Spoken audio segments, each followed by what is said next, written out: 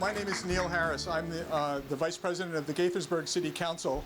And as a city councilman, we don't have a lot of special privileges, but we do get first crack at who we want to introduce at the book festival.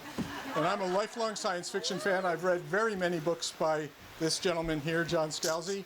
So I was thrilled to see his name on the list. And I ran out and bought his latest book, which I enjoyed very much. I've read the interdependency novels, which I highly recommend. And also several of the Old Man's War books. I kind of lost track of how many, at least 3 or 4 of them. So good stuff. Go out and buy all his books if you haven't read them yet. They're terrific. Anyway, so like I said, I'm very thrilled to have him here for you. I know that my colleague, State Delegate Kirill Resnick over there was also thrilled and very excited and was geeking out at me earlier that John Scalzi was here in town. So I think you're in for a treat. We also have Andrea Pawley here, a local science fiction writer and fantasy writer as well, who is here to do the interviewing. So I will get the heck off the stage and turn it over to the main attraction. Enjoy yourselves.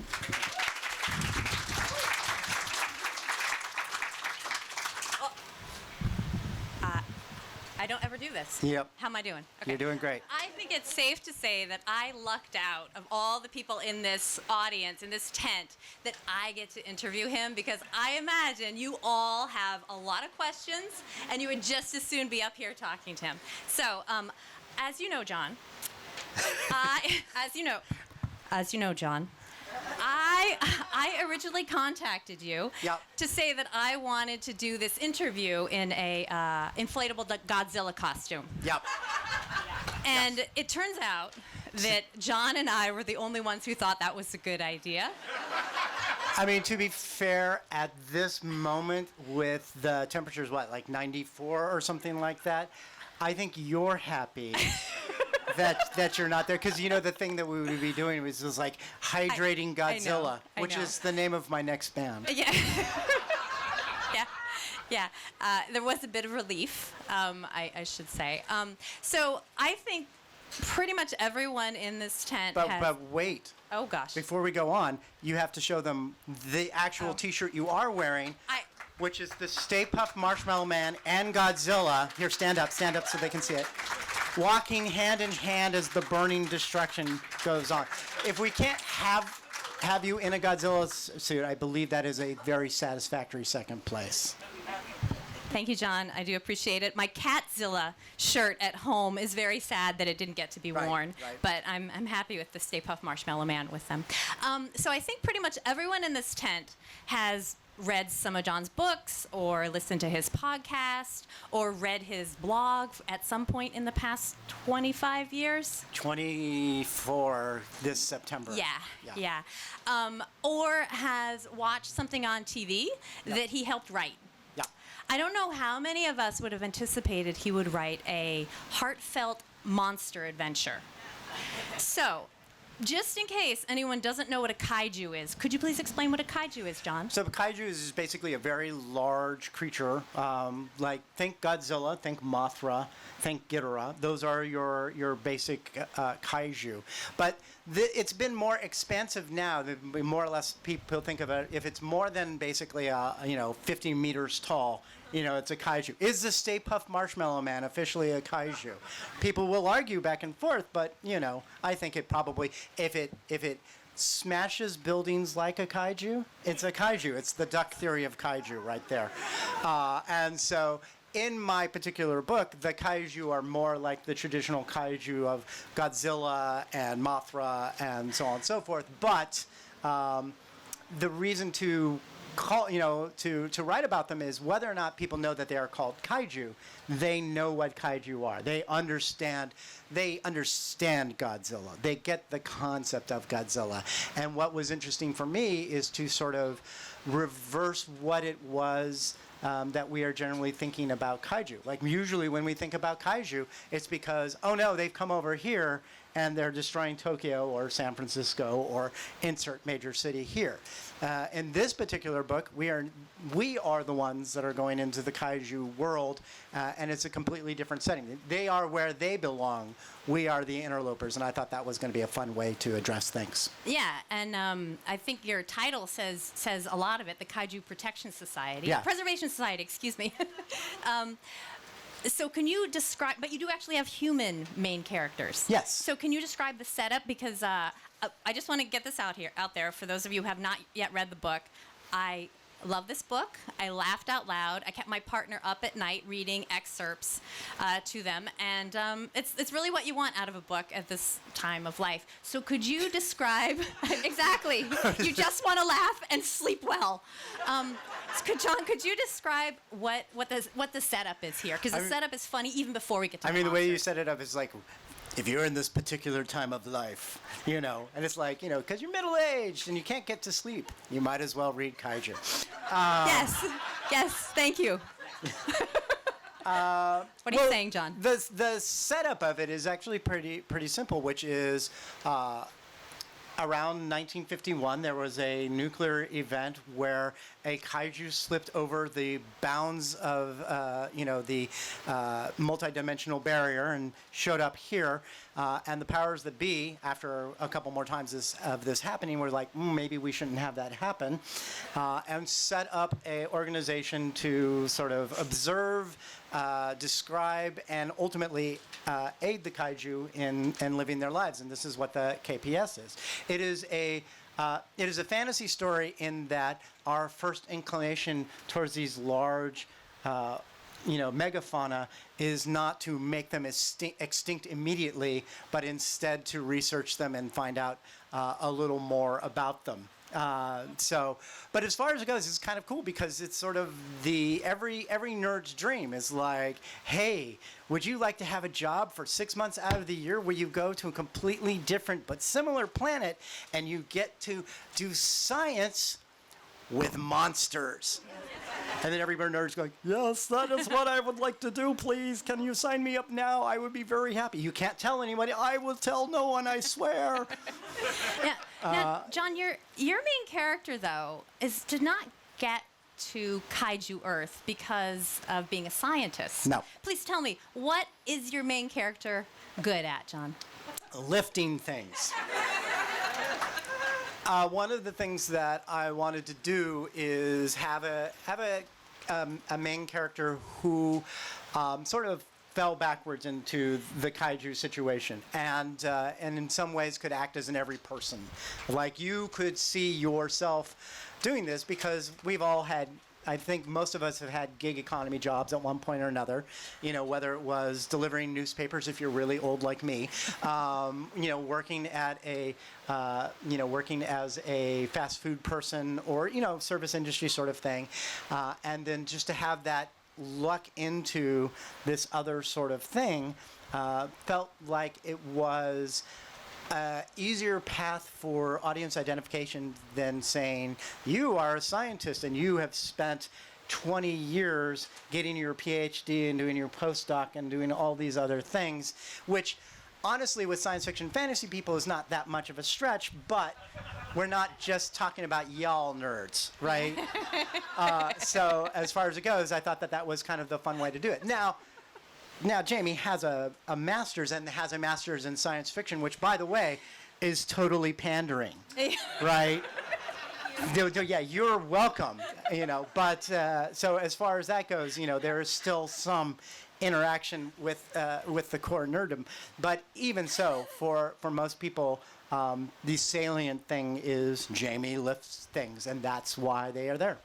And yet you've surrounded Jamie with a cast of characters who are incredibly talented in things besides lifting, and so we get this bizarrely well-reasoned approach to Kaiju Earth. Sure. I was really not sure what was going to happen as the characters all left for their adventure. Where were they going to end up? Well, I was with you the whole time. is it okay to say how it is Earth and Kaiju Earth? Do you mind talking about that? I don't know if that gives away too much, because I think there's a lot in this book that's exciting. Is it too much to tell them? No, I mean, it's the whole thing of Earth and Kaiju Earth are basically, it's a multiverse situation. You all have heard of the multiverse. I believe Marvel has done enough that this is not an alien concept anymore. So it's your basic multiverse situation. You got your Earth, you got your Kaiju Earth, and the reason that they can actually communicate with each other is that out of all of the infinite Earths that do exist, they are the only two that have nuclear power. On our planet, humans have created it artificially. And on the Kaiju planet, the Kaiju have created it through the process of evolution. And that's why they can communicate and sort of cross barriers. So as far as it goes, it's fun to develop an Earth that is in many ways like this Earth and in many ways aren't like this Earth. Like, for example, the meteor that killed the dinosaurs is presumed not to have actually hit the Kaiju Earth, and the development of flora and fauna has benefited or changed because of that. There are no mammals. There aren't really any birds. There are some reptiles, but it's lots of arthropods, lots of amphibians, lots of insects, and lots of kaiju and the various life stages of the kaiju. And it's really fun. Trying to develop this entire biome that, starting from, 300 or however many million years back and then moving forward from there. I mean, speaking as a nerd, I was sitting there going, this is cool. Look what I'm going to do. I'm going to do it this way, and I'm going to do it this way. And the thing is of course, actual scientists go, you got a lot of, I don't care if I got it wrong. It's still cool. But actually, this goes to the thing of here's my secret about not getting things that are of questionable science wrong, which is that I don't explain them. Right? Like one of the things you absolutely positively, and it's not a spoiler, absolutely positively have to confront with a kaiju is they are not supposed to be able to exist because there is the square cube law. And she's nodding yes. In fact, there is a square cube law. No, you did such a great job with that. Right. I thought it was awesome. Well, no, but that was. Yeah, so but that's the whole thing. There's a square cube law, and I have somebody literally one of the chapters starts with someone saying to the biologist say it. It's like, oh, okay, they shouldn't exist, square cube law. And they're like, okay. And they pull out this huge binder, go thunk. And it's like, that explains it, right? Do you get to read the binder? No. Hand wave. But the thing that happens is actual biologists and will come up and they're like, I have a theory. And they will explain their theory, which is actually just a hypothesis. But even so, and then they will have filled in all the gaps, and I'll be like, yes, absolutely. So yes, by not over-explaining. The one time that I did over-explain, I got caught out on it, which was that I have a handgun and it's a Glock. And I was like, okay, I need to check this to make sure it has a safety, and it didn't have a safety. And I was like, I need to go and change the fact that I may had a safety, and then I forgot, and then it got published, and all the gun people, a Glock doesn't have a safety. And they're like, I know. And I actually had to put it up on my website. This was an error. It will be fixed in the paperback, just so the gun people. It's not that they're wrong. But they're trying to be helpful. They're like, it doesn't have a safety. I'm like, well, that's bad design, but also, I will fix that. No, one of the things I loved about this book, and I don't know why I got so focused on the helicopters and the airships and the drones, but I was really excited about reading of the adventures from this perspective, because then you get to see the whole world, right? Sure. And I'm just going 100 miles an hour seeing this world in my head, yeah. Regardless of what you're doing. I'm like, oh, very exciting. Yeah. So can you just give an example of one of the adventures that's air-based? And I'm particularly thinking of how you bring Edward and Bella together. Oh, Edward. Whatever you can say. So one of the things that the Kaiju Preservation Society has, there's a couple of kaiju that are basically out of place, right? They normally would be in like tropical Mexico, and for some reason or another, they ended up with the equivalent of where Labrador is now, right? And it's Kaiju Earth, so it's like this, right, in Labrador. But because they're so far away, in order to continue to allow them to help them perpetuate, they basically using helicopters and pheromones as the go-between, spreading the love pheromones. And so there's an entire scene where there's two kaiju, there's a male kaiju and a female kaiju, and they're basically trying to spray them with pheromones to make a love connection. And on one hand, this will be great because if it works, then you get baby kaiju, which, great stuffed animal opportunity. I'm going to be taking advantage of that real soon. Little baby kaiju. But the other thing is that if you do it wrong, you will have two pissed off kaiju trying to destroy you in your little helicopter. So these are, and I don't want to go into too much detail because it's, the fun is in having that. But part of that is very much of it's meant to mirror some of the conservation efforts that we do with some of our charismatic megafauna that just don't seem to be very happy in the environments that we've created for them. And part of the answer to that is, well, maybe don't put them in the equivalent of a closet for all of their life. They might relax enough to actually breed. Put them back in their natural habitat. But we're humans and we don't like hearing that. We've got to help. So at least the kaiju are unbounded. We did not put them in Kaiju World or Jurassic Park. That's a great idea.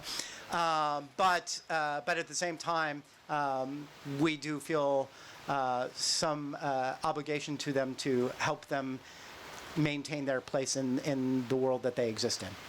So we have, in this book, there's this really interesting dynamic between the kaiju and these parasites, which I was, I really enjoyed the hand waving there. It was really cool. It was very good hand waving, actually.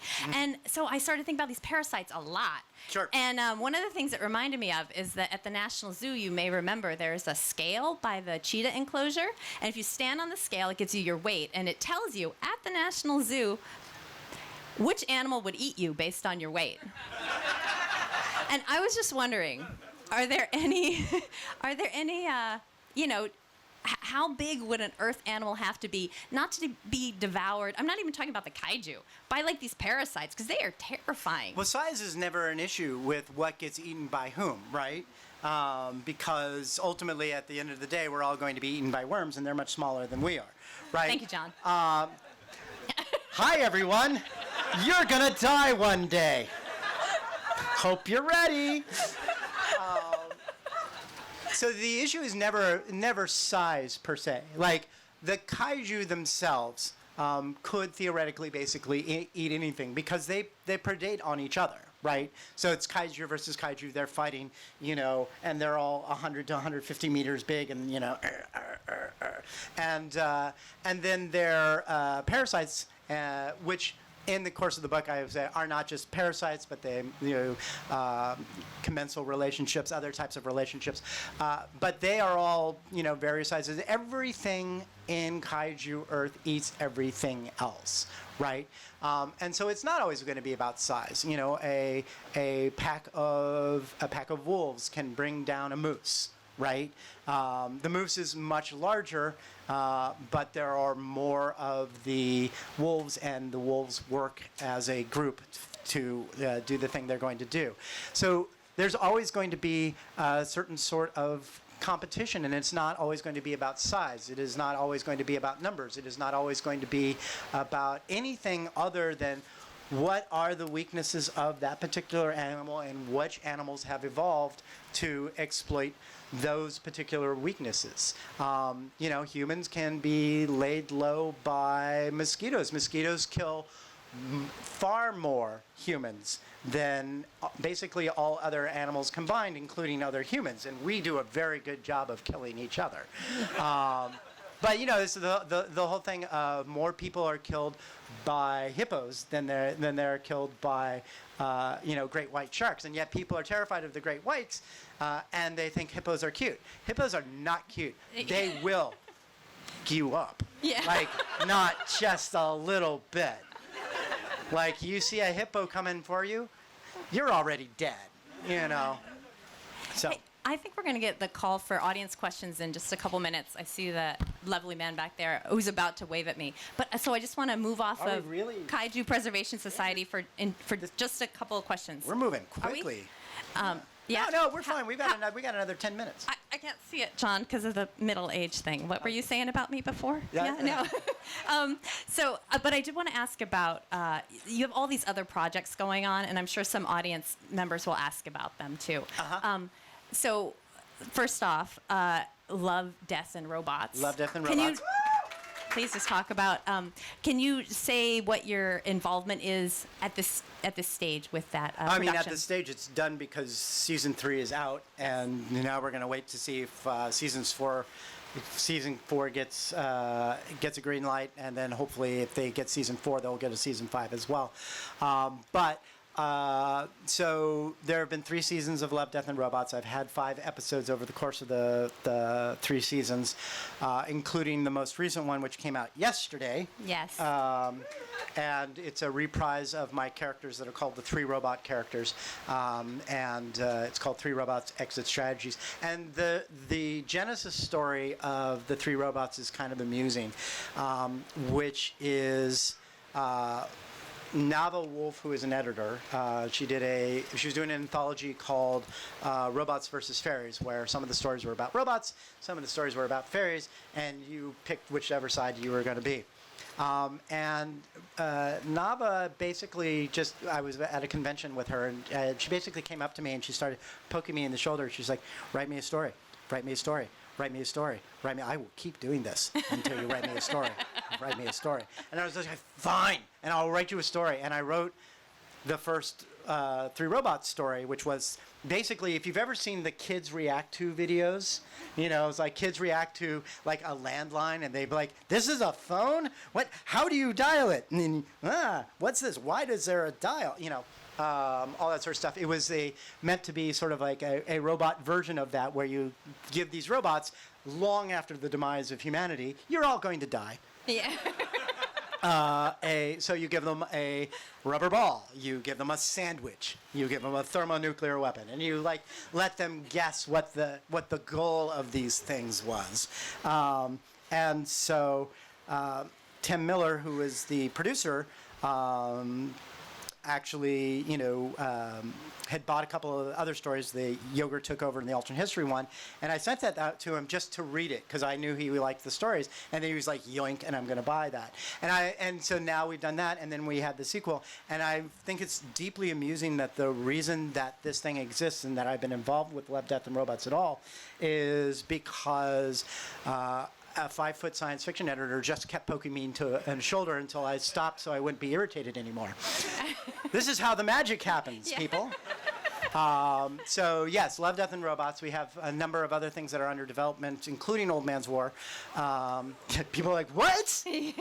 Don't get too excited because it's been in development for 14 years, right? Which means that you should believe that it's going to happen, like literally when it comes up on the screen, because any moment before that, something bad. There have been stories about things are actually in production. They've got everybody there. That craft services has set up the table, and then they're like, "No, we're not going to do it anymore." So don't get excited. I'm excited. Don't get excited. What did I just say?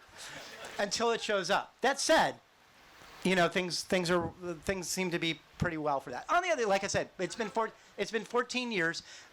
It paid for my daughter's college, so thank you, Paramount Pictures and Sci-Fi Network and Netflix, all of whom had a shot at it at one point or another. And then there are other things that are also in development. And again, you believe them when they happen. But if any of them happen, it'll be cool, and then I can retire on a pile of money, which is really the dream. You were also in April involved in. Oh boy! You were, wait. You were what? implicated in John. You were implicated in the following situations. No, actually, you were interviewed by Library of Congress for Space on the Page, which is their podcast series. Sure. And I kind of like how you get to do all kinds of different things. Yeah. And in it, you told your yogurt story about how you got started with this 1,000-word story. Oh, yeah. I love that, and I'm jealous. Yeah. But mostly, I just love that the ease with which you do these things. Can you tell it? Part of it is that I was a columnist for a newspaper for years, and part of being a columnist for a newspaper is you always have to come up with something else to write. So I became the master of 800 words of complete BS, right? And at least make it entertaining. I used to, the way that I describe to it now, because I was given a newspaper column when I was like 23, which was a horrible idea. I don't know who thought that was a good idea, but now when people are like, so what was your newspaper column like? I was like, imagine a 23-year-old man mansplaining the world to you every week in the newspaper. Now you don't have to imagine it. Reddit does exist. But that's what I was Reddit before there was Reddit. Oh my God. So yeah, I am glad that all of those columns exist in this magical land that was called Before the Internet. Because oh Lord. But so what happened was someone had. So I've had the blog, and I've had the blog for, like I said, 24 years. And people ask me questions on the blog, and someone said, "Could you write a review of Atlas Shrugged?" You know, and the thing is I actually enjoy Atlas Shrugged as a potboiler. It's a page-turnery sort of thing, but it's a terrible book with terrible examples of humanity, right? And I made the point that John Galt, who is the hero of the story, is actually a pitiless sociopath that murders a bunch of people because he didn't get enough hugs as a child, and that if he had been anything else but in human form, that you would recognize his sociopathness. I said, if he had been a cup of yogurt and said the same things, you're like, oh my God, that cup of yogurt wants to kill us all. Somebody eat him quick. Having written that, I was like, so how would you write a story about a cup of yogurt taking over the world? And so I wrote a story, one that was exactly 1,000 words, and it had all the elements of a classic science fiction story. It had an absurd premise. It had a vague scientific reason for it. It had the complications of what it was that the yogurt was doing, and what it was doing, it seemed to be positive, but at the end you had that Shambhalian twist. It's like, what if, because the yogurt goes off to the stars, but where are we going to go? They're like, you stay put for a while. Stars are for yogurt. Earth is for humans. And it was all in exactly 1,000 words, which I thought was, because I think very well of myself. Well done you, John Scalzi. You did that in exactly 1,000 words. How long did it take to write, John? It took 40 minutes. And then, of course, they did it. They bought it. And this was a funny story. Who bought it, John? The people for Love, Death, and Robots. And so here's a funny story. My friend Mary Robinette Cole, who is an amazing science fiction writer, right? I had gotten something else optioned. And I mentioned to her, like in a DM, Twitter DM, I said, I got such and such thing optioned. She said, of course you did. You got everything optioned except for that stupid yogurt thing. And I was like,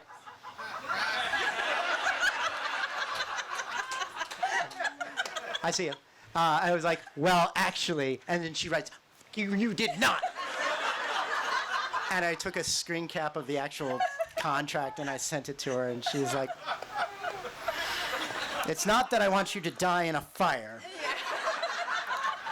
So, and they did a wonderful job. The most exciting thing about that thing for me, and then we're going to open up to questions, and I will give you the rules of the questions in just a second.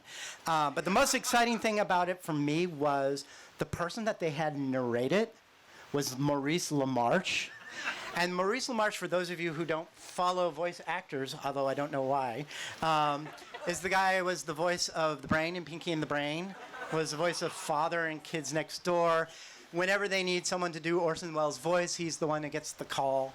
And so I was like, wow, you guys should get Maurice LaMarche for this. And they're like, you're right, we did get Maurice LaMarche. And I was like, that's so awesome. And then they do, when the yoga took over. And I was just like, oh, Maurice LaMarche, you're so awesome. And then I met him at Dragon Con last September, right?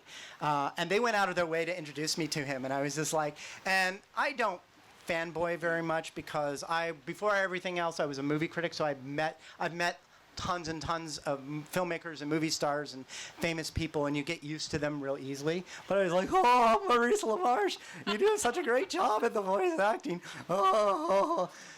He's like, yes, I do.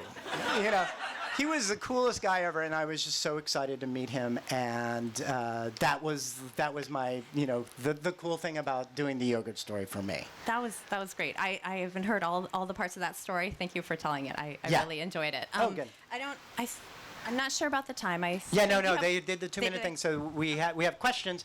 And John has rules. Yes, I do have rules. Are we doing the microphone? Is that the microphone? Microphones are here and there. Here are the rules for questions. Questions must be in the form of a question. Questions must be one-part questions. And questions should be as short as possible. Think like tweet length. And the reason for all of these is there's actually a fair number of you folks. And so we want to actually have as many of you be able to ask questions as possible. And so if you come up and you digress, or if you have more of a comment than a question, it keeps other people from talking. And also, I will beat you to death.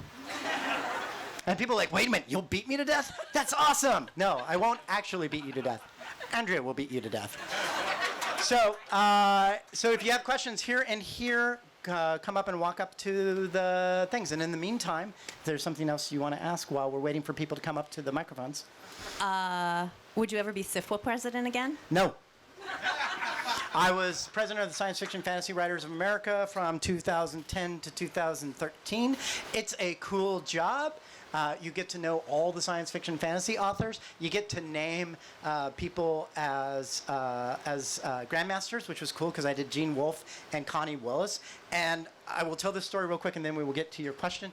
So when you pick someone for the grandmaster thing, you get to call them up and say, we would be honored if you would accept this grandmaster appellation, and then we'll feature you at the Nebula Awards and all that sort of stuff. And so Connie is lovely, and I thought I would call her up and be like, yes, Connie Willis, it's I, John Scalzi, and I would like to bestow on you a great honor. Grandmaster of Science Fiction and Fantasy. And she answers the phone, and she's like, she's like, yes, it's Connie. And I'm like, oh, Connie, would you like to be Grandmaster? Okay, thank you, bye. I completely lose it and of course Connie was great. She was so much cooler about it than I was. But I was just like, I was going to be so cool, and I blew it in every way it was possible to blow it. So, but she's a Grandmaster anyway. So, yes, your question. How did you come up with the premise behind Old Man's War? I want to know.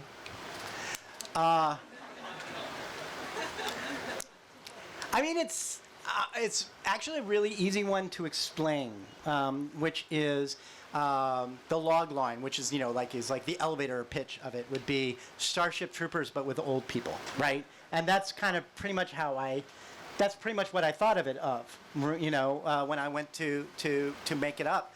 But I do remember this. Like, I came up with the idea of Starship Troopers, but for old people.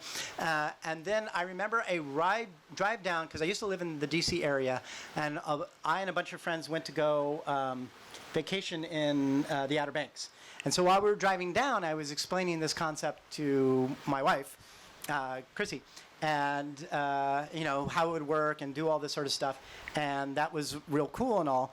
And so she was on board, and I was like, great, if she's on board, then it could be pretty good. But then, I was explaining it to some of the friends that we were doing the vacation with, and one of them was like, that will never work. You will never sell that. And this friend is a good friend, and I love him. But every time I see him, I'm like, I just sold it in Lithuanian.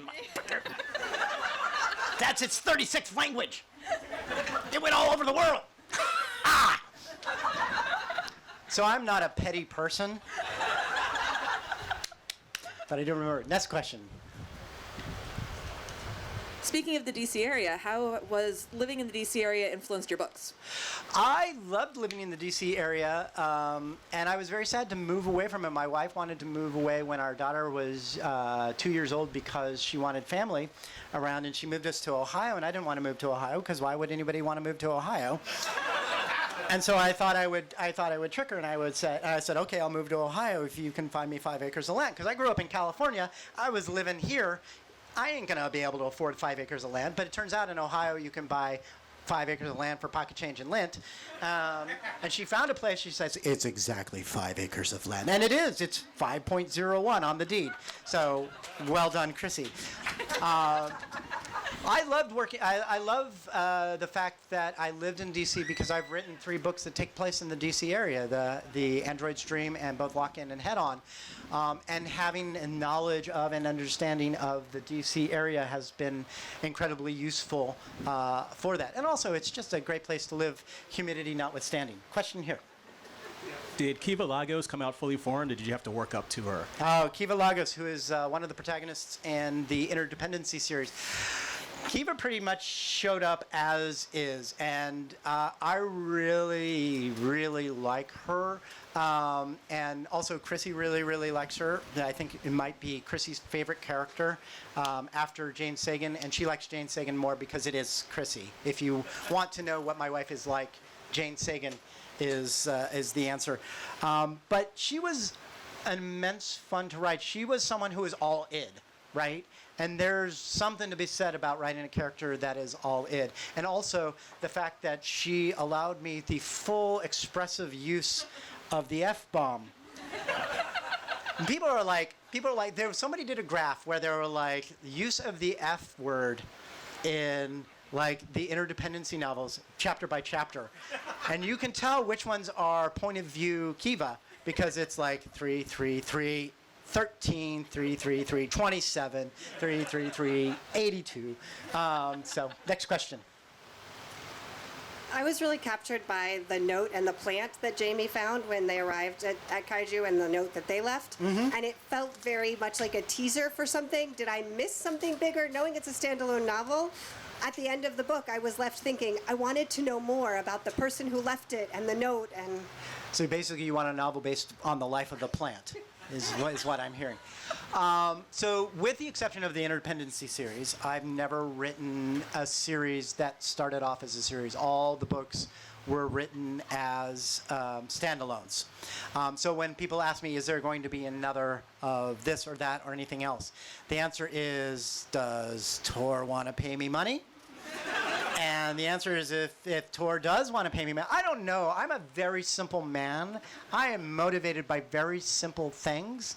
And money is about as simple as it gets in our society. Every once in a while on the internet, someone calls me like a woke socialist. And I'm like, well, one, I'm you know, I am as petite bourgeois as they come. You know, there's nothing about me that isn't like, oh, capitalism, it's working well for me. Yes, if Tor wants another one, I would absolutely consider one, and then we would see where it goes from there. Question. Yeah, as a segue into that, I guess, do you prefer to write onto a series, or do you prefer to do your standalone books? I mean, it really depends. I mean, sometimes I like writing series because series are fun. You've already done all the legwork, and so you can just dive back into the world. You already know you have some buy-in, because if the series has been successful so far, the people who have bought the series before will buy the next one. Whereas with a standalone, you get to start from scratch. You don't have to meet any sort of expectations. You can just do what you want to do. So depending on where I am on things, it's, you know, I will like one more or the other. The book that I am currently writing is another standalone. And without going into detail of it, since Kaiju did well enough, they were like, let's keep on that vibe. It is not a part of the Kaiju universe, but that same kind of tone and vibe is going to be in this current one. But then after that, I will probably write either the next book in the Lock-In series,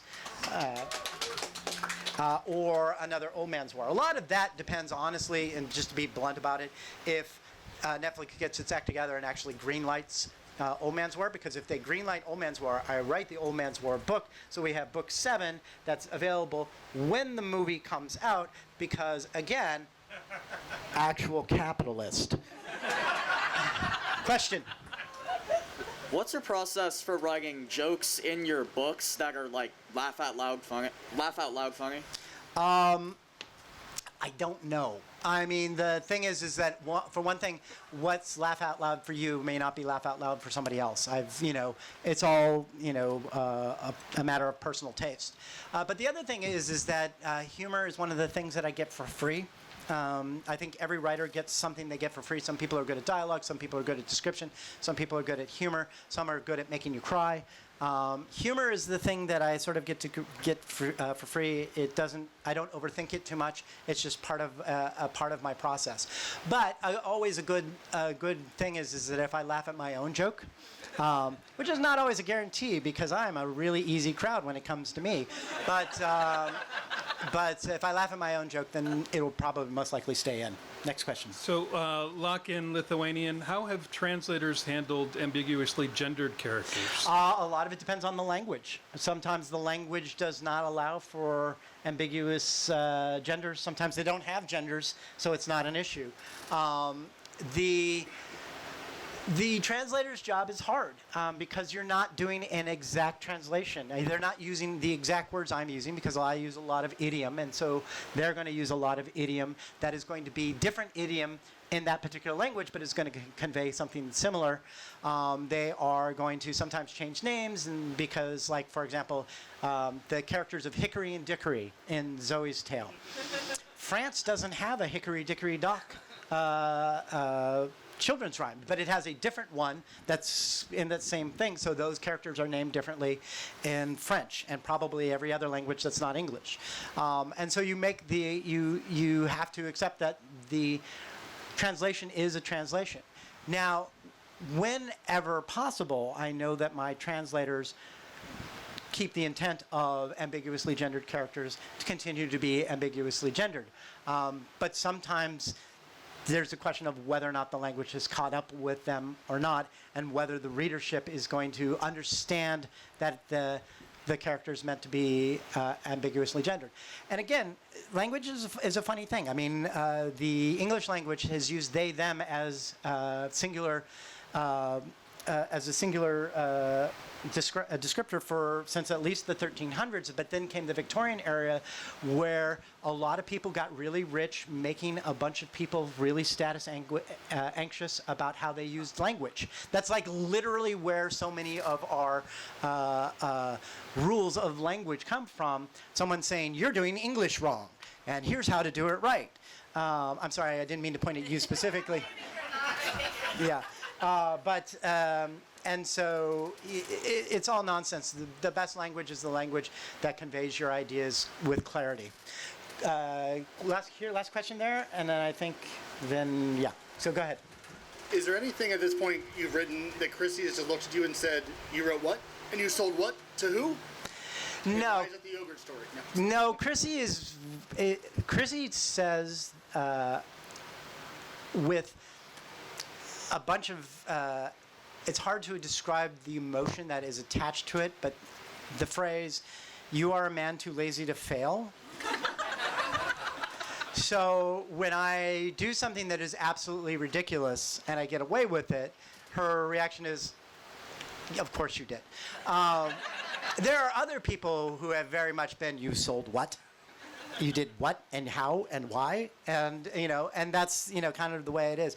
The thing that Chrissy is good for is Chrissy loves me too much to bullshit me. And she reads everything, right? Like so the book that I'm writing now, she read the first chapter of it, and she read it and she's like, and I'm like, how is it? She's like, it's okay. And I'm like, fuck.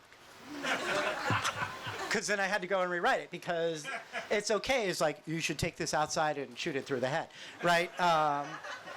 And then the way that I know that she's happy with it, she's like, that was good. When's the next chapter coming? And I'll be like, okay, well, then we can go straight ahead into the next one. But she has always been, like I said, she loves me too much to, lie to me. She is the best of supporting spouses who calls you on your crap. This is a real thing that she does. Like, I will be sitting pontificating, being avuncular and talking about how awesome I am, and she will just reach over and she will pull my ear and go to let the air out, right? She literally does this. And one, it's annoying, but two, I'm really glad she does that because sometimes I really get high on my own supply, so to speak, and I appreciate having a spouse who is super cool who will call you on your crap. So, yeah. Wait, so I think we're done. Are we done? Well, I think. Wait, are we done? Do you have a question? Yeah, sure. First of all, you were talking about how cheap things were in Ohio. I was born in Columbus, Ohio. So I know about that. I moved here in 1971. But my question is, who inspired you to write this book, and then how many different languages have you written it in so far? The Kaiju one? The way that I got inspired to write this book was I completely blew up a previous book I was trying to write in 2020. I just couldn't write it. And I was freaking out about it. I had to admit to my editor that I couldn't write it. And I was just a few weeks out from a deadline. And I was like, I can't do this. Things are horrible. It's explained in the afterword if you read it. And he was like, okay, well, you've never blown a deadline before, so this is actually serious, so I'm going to let you get away with it. We'll take it off the schedule. And then I took a shower, and while I was in the shower, my brain was like, oh, hey, remember when you were freaking about that book you were never going to write anyway? Here's a completely different book. Flunk! And I immediately got out of the shower, emailed my editor, and was like, I will have it for you in 6 weeks. And I had it to him in 5. So the thing was complete panic, and also getting not to write that book that I was failing at miserably, and this was just like blessed relief after all of that. And sometimes that happens, and people are like, 6 weeks or 5 weeks, I hate you. I was like, that's 5 weeks after an entire year of grinding gears. So that's a real monkey's paw of a writing quickly sort of thing. And it's not even the fastest book I've ever written. I wrote The Consuming Fire, which is the second book in the Interdependency series, in 2 weeks. And that was because I looked at my schedule. I was like, oh, it's due in 2 weeks. And I remember saying to Chrissy, I'm like, you will shove food under the door. There will be a jug by the door. And she's like, you're not doing the jug, but everything else fine. And I wrote 8,000 words a day, and literally after it was done, I was like twitching like this because it was very bad for my RSI. And when it was done, I sent it off 7 o'clock in the morning, and I was too wired to sleep, and I was like, I'm going to go watch Teen Titans Go because that's about where the speed of my brain right now. And 10 minutes later, I had to turn off Teen Titans Go because it was too much. It was too much to follow. And Chrissy tells me that it was like a week before I answered anything in more than like single words, right? So let me tell you, just because you can write a novel in 2 weeks doesn't mean you should write a novel in 2 weeks. Actually, try to space things out and leave yourself time to do it right. John, we have like 3 more minutes, and then Vicky's going to do a little closing. But I have a question. Okay. Okay. And I'm trying to be fair about this with a question about family. Uh-huh. And if I'm off base asking it, your daughter contributes to your blog and Yes. other things. So how does she contribute as far as editing and beta reading? She's only read 2 of my books. Well, because it's weird, right? Right? I mean, let's face it. It's sort of like, it's like, this all came out of my dad's brain, right? Isn't that a little weird? Isn't that a little uncomfortable? So the first book that she ever read of mine was Zoe's Tale, which was written when she was 8 years old, me imagining what she would be like as a 16-year-old. Nailed it. I was on book tour. She didn't want to read it when I was in the house, right? And then I knew that she was reading it because she started texting me, "How could you do that to Enzo?" Right? Like she was apparently was weeping. If you haven't read Zoe's Tale, when you see the character of Enzo, don't get too attached. It's been out since 2008. I'm sorry, you have to live with spoilers at this point. But the thing about, and then she read Fuzzy Nation because she was asking a specific thing about novel writing, and I was like, well, actually, I do that in Fuzzy Nation. Why don't you read it? So she went ahead and read it. So she hasn't read too many of my books, but I'm okay with that because, again, she gets the live show. What's been really interesting for me is because she contributes to the blog. And part of the reason she contributes to the blog is so that I think she's a really excellent writer. One of the things that I want her to get used to is the idea that writing isn't waiting for the muse. Writing is, you've got a deadline, you've got a story budget, these are the things that you're meant to write this week, go ahead and get them out. And so to the extent that developing that writing muscle is one of the things that she is doing while she's writing for me. What I love about her voice is that her voice is not my voice. Like she has interests and concerns that are not mine. Her sense of humor is very well aligned, but not 100% of what mine is. And ultimately, the way that she moves through the world and describes the moving through the world is really cool, and it's her own voice. And what I want to do as her editor, so to speak, on the blog is help her be the most her she can be in writing, so that when she leaves the nest of the blog, so to speak, and starts writing for other people, or starts writing novels, or starts writing whatever it is that she writes, that all the things that she can do as a writer are already baked in, and she has the tool set to accomplish those sorts of things. And, without getting all choked up about it, because I can get super choked up about my kid, I am so proud of her. She's just the best. I mean, she's such a good writer, and it's been such an honor to be able to watch her grow and develop.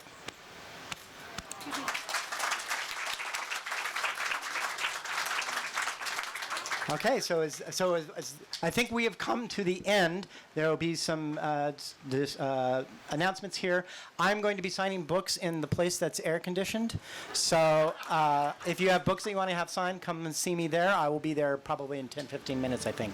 And I will stay until all the books are signed. Okay, well, thank you to John and to Andrea.